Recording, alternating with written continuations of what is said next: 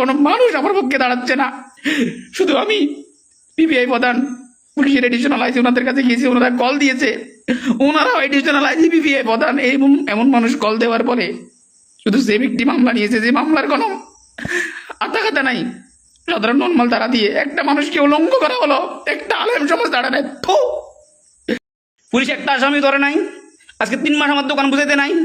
এদেশের প্রশাসন, এদেশের সমস্ত রাজনীতিবিদ, সুশীল সবার প্রতি আমি ধিক্কার। যে কোনো মুহূর্তে যে কোনো জায়গায় ফেলে আমাকে হয়তো মেরে ফেলবে। আমি আমার মৃত্যুর জন্য জেলা ছাত্র দলের জয়েন্ট সেক্রেটারি রশিদ আহমদ মজুমদার, আমার মৃত্যুর জন্য দায়ী করুন নেসারউদ্দিন বাপ্পি, জাফর আহমদ, রেজাউল করিম, রাজু, রাকিবুল ইসলাম, রবিউল ইসলাম রাকিব, কাউসার শামীম, এরপর তন্ময় দাস, এরপর আমজাদ, এরপর রাকিব ওরফে লাড্ডু। আমার মৃত্যুর জন্য এরা দায়ী। আর ওরা বারবার বলছিল বাইরে ফোন দিয়ে লোক আনতে বলতেছে। আমি সিঙ্গেল একজন, ওরা 2 জন আছে, আরও লোক খুঁজতেছে। আসসালামু আলাইকুম রহমতুল্লাহ। আমি কোর্ট থেকে আদেশ আছে আমার দোকান খুলে দেওয়ার বিষয়ে। আমি মামলার আয়ুর সাথে দেখা করতে গিয়েছিলাম ফেনী থানায়, ফেনী মডেল থানায়। থানা থেকে আয়ুর সাথে কথা বলে আমি আসার সময় ফেনী জেলা ছাত্রদলের জয়েন্ট সেক্রেটারি রশিদ আহমদ মজুমদার ও তার সহযোগী নেসারউদ্দিন বাপ্পি প্রথমে আমায় সুন্দর কথা বলে রাস্তায় দাঁড় করায়, মডেল থানার গেটের নিচে দাঁড় করায়। এরপর ওরা আমার প্রতি চড়াও হয়। এরপর আমাকে টেনে হিস্ট্রে গলা ধাক্কা দিয়ে ওসি রুমে নিয়ে যায়। ওসি মহোদয় সেখানে তিনি বলেন ওদের 2 জনকে আমাকে সরি বলতে, আমার প্রতি অনুরোধ করে যে আপনি বিষয়টা এখানে শেষ করে দেন। আমি ওসি মহোদয়কে অনেক সম্মান করে ভালোবাসি, ওনার প্রতি শ্রদ্ধা ভালোবাসা রেখে এই বিষয়টা আমি এখানে শেষ করলাম।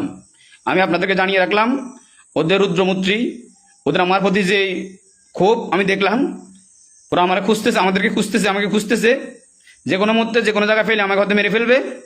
আমি আমার মৃত্যুর জন্য জেলা ছাত্র দলের জয়েন্ট সেক্রেটারি রশিদ আহমদ মজুমদার, আমার মৃত্যুর জন্য দায়ী করুন নেসারউদ্দিন বাপ্পি, জাফর আহমদ, রেজাউল করিম, রাজু, রাকিবুল ইসলাম, রবিউল ইসলাম রাকিব, কাউসার শামীম, এরপর তন্ময় দাস, এরপর আমজাদ, এরপর রাকিব ওরফে লাড্ডু। আমার মৃত্যুর জন্য এরা দায়ী। আর ওরা বারবার বলছিল বাইরে ফোন দিয়ে লোক আনতে বলতেছে। আমি সিঙ্গেল একজন, ওরা 2 জন আছে, আরও লোক খুঁজতেছে। যাক, ওরা আমাকে রাস্তা অবরোধ করছে। কোনো মানুষকে রাস্তা অবরোধ করলে এটা ফৌজদারি অপরাধ। কোনো মানুষকে গলা ধাক্কা দিয়ে মৃদুয়াঘাত করলে সে 323-এর ফৌজদারি অপরাধ। কোনো মানুষকে হত্যার হুমকি দিলে 506-এর 2-এর হুমকি, হত্যার হুমকি ফৌজদারি অপরাধ। তাহলে এরা সবাই আমাকে শুধু মারবে, বারবার আমাকে আক্রমণ করবে। এ পর্যন্ত 2বার থানায় আক্রমণ হচ্ছে, কোর্টে আক্রমণ হয়েছে। পুলিশ একটা আসামি ধরে নাই, আজকে 3 মাস আমার দোকান বুঝাইতে নাই। এদেশের প্রশাসন, এদেশের সমস্ত রাজনীতিবিদ, সুশীল সবার প্রতি আমি ধিক্কার। একটা আসামি ধরতে পারে নাই। আজকে 2 মাস 3 মাস আমি না খাই না দেয় আছে আমার ঘর। আমি যেখানে আছি সেখানে তার বলবে আমি কি খাই। এভাবে যদি একটা দেশ চলে, এটা কি রাষ্ট্র? আমি প্রধানমন্ত্রী, স্বরাষ্ট্রমন্ত্রী, বাণিজ্যমন্ত্রী, আইনমন্ত্রী, প্রধান বিচারপতি, বিরোধী দলীয় নেতা, উপনেতা, মাননীয় সিবুই, এনসিপি, এবি পার্টি, বাংলাদেশ জাতীয় বিএনপির মহাসচিব থেকে শুরু করে আমি সবার কাছে অভিযোগ পাঠিয়েছি। 67 জন দেশের মানুষের কাছে অভিযোগ পাঠিয়েছি। আজ পর্যন্ত এখনো কোনো অধিকার পাই নাই। ওরা যেখানে আমাকে পাচ্ছে সেখানে হামলা করতেছে। আমি ফেনী জেলা বিএনপি সম্মানিত সদস্য সচিব আলাল ভাইকে কল দিয়েছি, উনি ধরে নাই। জেলা ছাত্র দলের সম্মানিত সভাপতি আমাদের সবার প্রিয় সালাউদ্দিন মামুন ভাইকে কল দিয়েছি, উনিও ধরে নাই। আমি ওনাদের প্রতি এই বিচার রাখলাম। ওনারা যত জায়গায় আমাকে পাবে মারতেছে, ধরতেছে। এই যদি হয় আমি ধিক্কার জানাই জামাত ইসলামীর প্রতি। তাদের মিছিলে স্লোগান দিয়ে আজকে আমার 17 বছরের যে ক্লান্তি, 17 বছরের যে পরিশ্রম জামাত ইসলামী এগুলো পর্যন্ত করে নাই। ধিক্কার জানাই। ওসি মহোদয় আমার প্রতি রিকোয়েস্ট করেছে যে এই বিষয়টা এখানে শেষ। আমি এই বিষয়টা এখানে শেষ করলাম, কিন্তু আপনাদেরকে নোটে জানিয়ে রাখলাম লাইভে এসে। আমাকে যে কোনো মুহূর্তে আজকে শুনছি ওদের মুখে, যে কোনো মুহূর্তে যে কোনো জায়গায় পাইলে, থানার মতো জায়গায়, টাং রোডের মতো, আলফাহামের মতন প্রকাশ্যে জায়গায় যদি আমাকে এভাবে করতে পারে, ওরা টেনে হিসেবে আমাকে থানার ভিতরে নিয়ে যেতে পারে। ওসি স্যার সে ব্যক্তি বললো সরি বলো, ওরা 2 জন আমাকে সরি বলছে এখানে শেষ।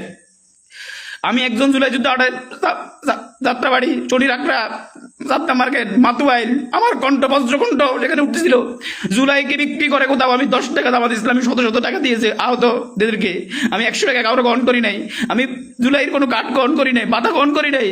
এদেশের ধিক্কার জানাই জামাত ইসলামীর প্রতি, এনসিপির প্রতি ধিক্কার জানাই নাহিদ ইসলাম, আশরাফ আব্দুল্লাহ, আদনান মাসুদ, ওদের দ্বারা আমি গিয়েছি। সবাই ব্যস্ত তাদের পেট পুরো রাজনীতি, সবাই ব্যস্ত নিজেদের আহার গোছাতে। আর শুধু ভাইরাল যে ঘটনাগুলো, ও রামিসার বাসায় গিয়ে আমির জামাত বিভিন্ন আমাদের মাননীয় প্রধানমন্ত্রী রামিসার বাসায় গিয়ে যাবে, সেটা ভাইরাল ঘটনা। যাবে ওই আসিয়ার বাসায়, যেটা ভাইরাল ঘটনা। এভাবে হাজার হাজার সাদ্দাম, হাজার হাজার মানুষ নির্যাতিত। ফেনীর মতো জায়গায়, ফেনীর রাজনীতিকে ফেনীর মতো জায়গায় আমার রেস্টুরেন্ট 3 মাস দখল, প্রত্যেকটা দিন রেস্টুরেন্ট থেকে সরিয়ে নিচ্ছে। এদেশের কোনো প্রশাসন, এদেশের কোনো মানুষ আমার পক্ষে দাঁড়াচ্ছে না। শুধু আমি পিবিআই প্রধান, পুলিশের এডিশনাল আইজি, ওনাদের কাছে গিয়েছি, ওনারা কল দিয়েছে, ওনারাও এডিশনাল আইজি, পিবিআই প্রধান, এমন মানুষ কল দেওয়ার পরে শুধু সে ব্যক্তি মামলা নিয়েছে, যে মামলার কোনো আতাখাতা নাই।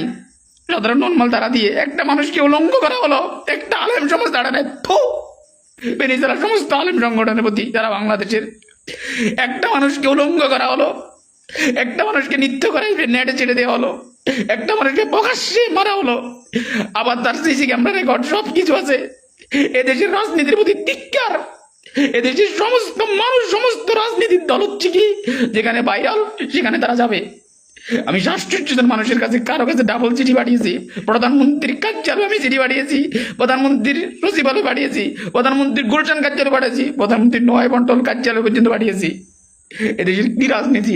এটা কোনো রাজনীতির কোনো দিশা? একটা স্লোগান দিয়েছি, ছাত্র শিবিরের কেন্দ্রীয় সভাপতির প্রতি ধিক্কার জানাই। ছাত্র শিবিরের নোয়াখালী কোরআন ক্লাসে হামলা হয়েছিল, ওই হামলার প্রতিবাদে আমি মিছিল করেছি, স্লোগান দিয়েছি। ছাত্র শিবির পর্যন্ত একটাও করে নাই। ধন্যবাদ ডাকসুর প্রমাণিত সমাজসেবা সম্পাদক রিজু ভাই সহ কিছু মানুষ আমার পক্ষে দাঁড়িয়েছে, যাদের নাম এখানে নিতে পারতেছি না মামলার বিভিন্ন কারণে। তাহলে ওরা দুইজন আমাকে কিভাবে ফৌজদারি এতগুলো, আজকে 323 ফৌজদারি অপরাধ, 506 ফৌজদারি অপরাধ, এতগুলো অপরাধ আমার প্রতি করলো। থানা ওসি বললো যে এটা এখানে শেষ। আমি এখানে এটা শেষ করলাম, আমি বিভিন্ন কোনো আইনি পদক্ষেপ নিব না।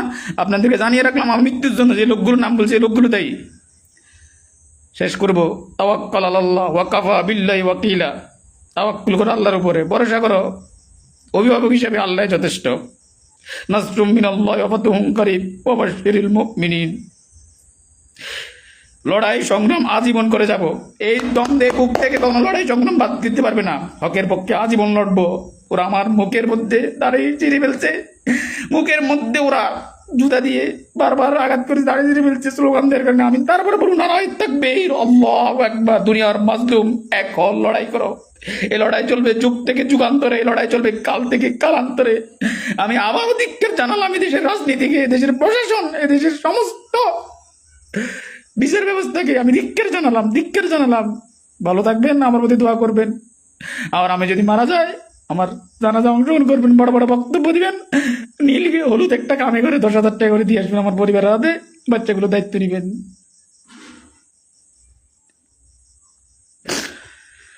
আসসালামু আলাইকুম, সবাই ভালো থাকবেন।